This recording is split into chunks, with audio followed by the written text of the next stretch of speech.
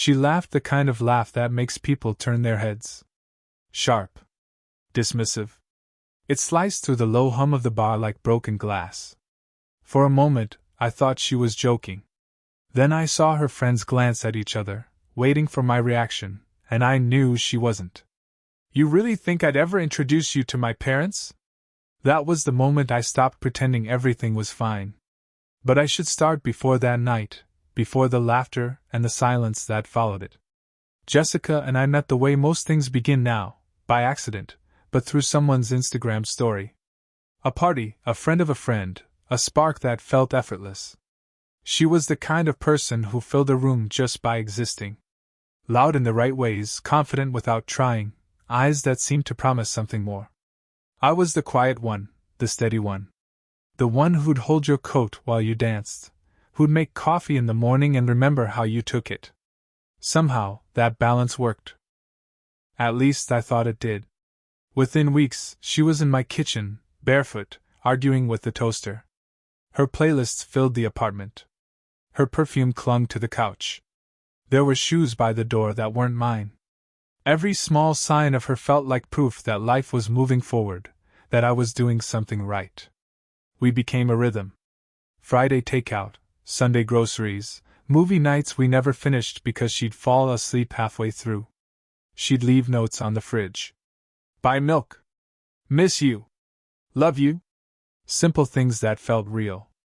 It's strange how love can look so steady while it's quietly rotting from underneath. There were moments that didn't fit. She always changed the subject when her parents came up. Her phone was never upside down until it was. She'd disappear into her messages, smile at something, and say, "Work stuff." I believed her because believing was easier. If there were cracks, I filled them with trust. That's what you're supposed to do, right? Give people space. Be understanding. Be the good one. The night everything came undone, I remember standing outside the bar, watching her through the glass before I went in. She looked so at ease among her friends, laughing, a drink in her hand, hair falling perfectly around her face. For a second, I felt lucky again, like maybe we'd had a rough patch and tonight would smooth it over. I didn't know that smile wasn't mine anymore. Looking back, maybe the truth had been sitting in plain sight the whole time. In the missed calls. The vague answers. The nights she turned away before falling asleep. But hindsight is cruel that way. It makes the obvious feel like betrayal. I walked into that bar thinking I was someone's partner. I walked out realizing I'd just been a placeholder in someone else's story. I used to think love unraveled in big, dramatic moments. The slammed door, the confession, the fight. But that's not how it happened with Jessica. Ours came apart quietly, thread by thread, until one day there was nothing holding it together except habit. She started staying later at work. "We've got a new project," she'd say, tossing her heels in the corner, voice tired but distant. I'd nod, kiss her forehead, heat up leftovers. She'd thank me without really looking. The kind of gratitude that's automatic, not felt. Then came the weekends with the girls. Miami, Nashville, some winery 2 hours away. She'd pack light and laugh when I offered to drive her to the airport. "You'd hate us after an hour," she'd joke. I believed her, not because I was naive, but because I wanted to be the kind of person who trusts. It wasn't all bad. There were still moments that felt like us. Sunday mornings when she'd hum in the kitchen, flipping pancakes, her hair a mess, sunlight catching her shoulders. She'd look at me and smile like she meant it. And maybe, for that second, she did. But even those moments started to fade. One night, I came home to find her sitting on the couch in silence, her laptop closed, her phone face down beside her. I asked if everything was okay. She said she was tired. That was it. Just tired. But I saw it, the flicker of guilt, the way her fingers fidgeted with the hem of her sweater. Something in me knew. Not the details, not yet. But I felt the shift. The weight of something she wasn't saying pressing between us. We still went through the motions. Birthdays, dinners, her favorite show playing in the background while she scrolled on her phone. Every night, I'd watch her from the corner of my eye, wondering who she was texting, what made her smile that way. I never asked? Maybe I didn't want to hear the answer. The night she invited me to the bar felt like a peace offering. "Come meet the girls again," she said like it was casual. Her tone was too bright, too easy, like she was trying to convince herself. I didn't hesitate. Maybe I just wanted to feel close to her again. I remember standing in front of the mirror before leaving, adjusting my shirt, practicing a smile that didn't look nervous. I wanted her to see the person she'd fallen for, the man who still believed in them. When I walked into that crowded bar, I didn't know I was stepping into the end. She was already surrounded by her friends, laughing, a martini in her hand. I caught her eye across the room. She waved, not with excitement, not even with affection, just acknowledgement, like I was an afterthought who happened to show up. Still, I went over. Sat beside her. Tried to fit into the space she'd already left behind. It's strange, looking back on that moment now, knowing it was the last time I saw her before everything collapsed. The air between us was already full of endings, I just didn't know how close they were. The bar smelled like citrus and sweat, the kind of place where laughter always felt a little too loud. Jessica was in her element, leaning back in her chair, surrounded by her friends, shining under the dim lights like she belonged to another world. I sat beside her, trying to catch up to the energy, nodding at stories I wasn't part of, smiling when it felt right. I remember thinking how easily she fit there, how naturally she moved in that space. I wanted to believe I fit there too. Then Melissa, the one with the bold lipstick and the habit of asking too much, turned to me. "So," she said, "when are you finally meeting Jess's parents? It's been 2 years?" It was a simple question. A normal one. But Jessica's reaction wasn't. She laughed. Not a nervous laugh. Not the kind that softens a moment. It was sharp and real, a sound that landed like a slap. "You really think I'd ever introduce him to my parents?" she said. Everything froze. The table fell quiet. Someone coughed. Someone else looked away. I stared at her, waiting for her to say she was joking. But she didn't. She just smiled, twirling her drink like she'd said something clever. The room blurred around me, voices fading into a low hum. I felt my pulse in my throat, the heat rising in my face, the kind of humiliation that burns long after the moment ends. For a second, I thought about laughing along, pretending it didn't matter. That's what she expected. But something inside me, some quiet, buried part that had been waiting, finally stood up. "Don't worry," I said, steady, almost calm. "You won't have to." The table went silent again. I set down a 20 for my drink and walked out before anyone could say another word. Outside, the cold hit like a shock. I didn't know where to go, so I just kept walking. The city lights stretched out around me, blurry, hollow. Every step felt like dragging a weight I couldn't see. I replayed her laugh over and over until it stopped sounding human. Back home, the apartment looked different.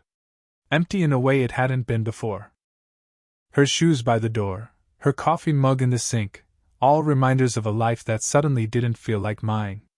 I sat on the couch and stared at nothing. Waiting. She didn't text. Didn't call. The silence grew heavier by the hour. Then, close to midnight, my phone buzzed. Not her. Her best friend, Lauren. "Hey," the message read. "Can you call me? It's important." Something in my chest shifted. Lauren wasn't the type to stir drama. Her words carried weight. I stared at the screen for a full minute before pressing call. She answered on the first ring, voice trembling. "I'm so sorry about tonight," she said. "There's something you need to know." That was the moment everything turned. Not when Jessica laughed, not when I walked out, but right there, listening to Lauren's shaking voice, realizing the worst wasn't behind me. It was just beginning.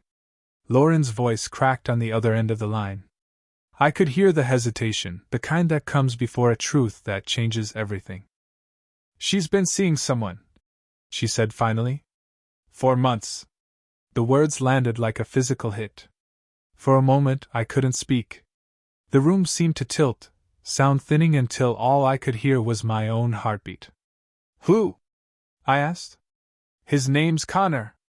Some finance guy she met at a networking event back in spring. I thought you knew. I swear I thought you knew. I didn't answer.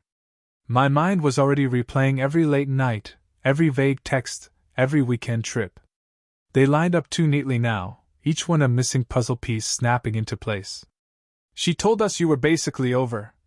Lauren went on, her voice trembling. Said she was waiting for the right time to end it. But tonight, when she laughed at you, it wasn't about you meeting her parents. She was showing off.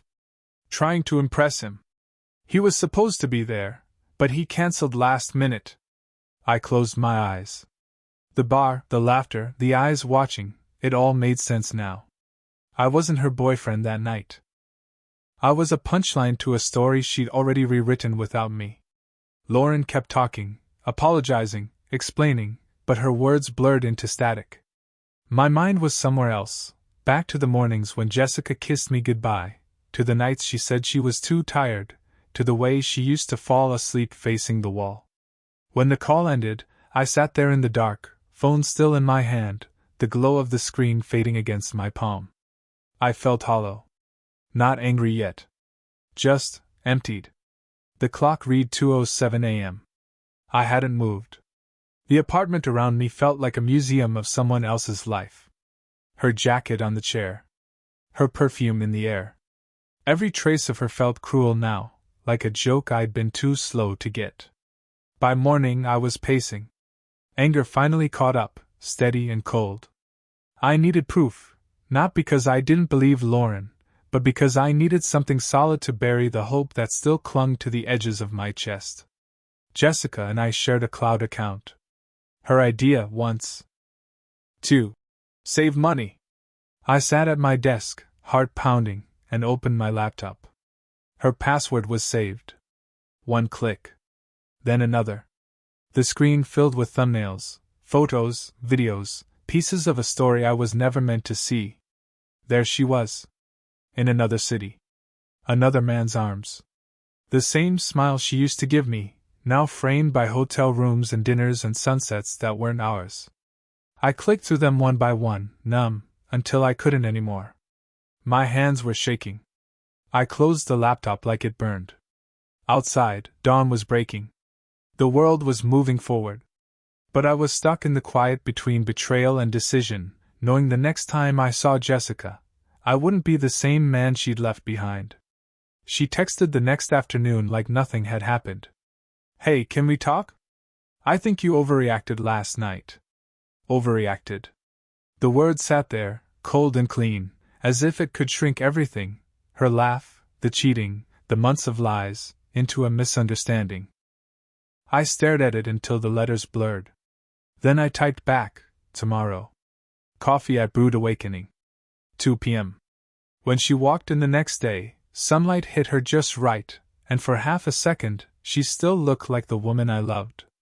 The blue sundress I bought her. The perfume I used to breathe in against her neck. She smiled like we were fine. Like this was just a small argument we'd patch up over caffeine and apologies. Hey, she said softly, sitting across from me. I miss you. I didn't respond. Just watched her stir sugar into her coffee like she was stalling for time. I'm really sorry about the other night.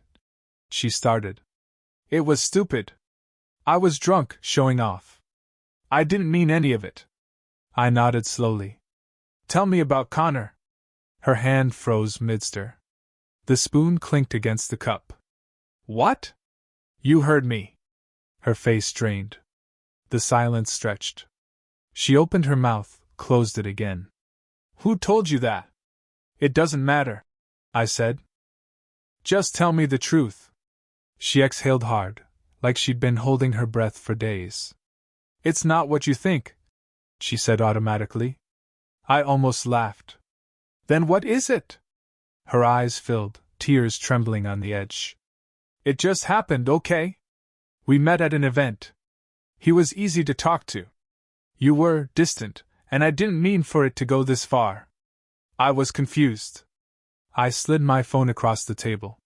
The screen lit up, a photo of her and Connor, arms around each other, smiling in front of a lake house. Her face when she saw it was almost cinematic: shock, then fear, then resignation. "How did you? I didn't hack you," I said quietly. "You gave me the password." She put a hand to her mouth, whispering, "Oh my God!" I leaned forward. "You humiliated me in front of your friends. You lied to me for months. You made me think we were still something real while you were building another life. You don't get to cry and call it confusion. I didn't want to hurt you," she whispered. "You didn't want to get caught." For a long moment, we just stared at each other. The coffee between us had gone cold. She reached for my hand. I pulled it back. "I want you out of my apartment," I said. My voice was calm, too calm. "By the end of the week. I've already talked to the landlord." Her face crumpled. "Please, can we just talk about this? I'll fix it, I swear. You can't fix what you destroyed," I said. When I stood to leave, she grabbed my wrist, nails digging into my skin. "Please!" I looked at her one last time. "No, Jessica. Not this time." Then I walked out. The sound of her crying followed me to the door, but it never once made me turn around. It took weeks before the silence stopped feeling like punishment. The apartment was stripped bare of her clothes gone, her laughter erased, her scent fading from the fabric of the couch.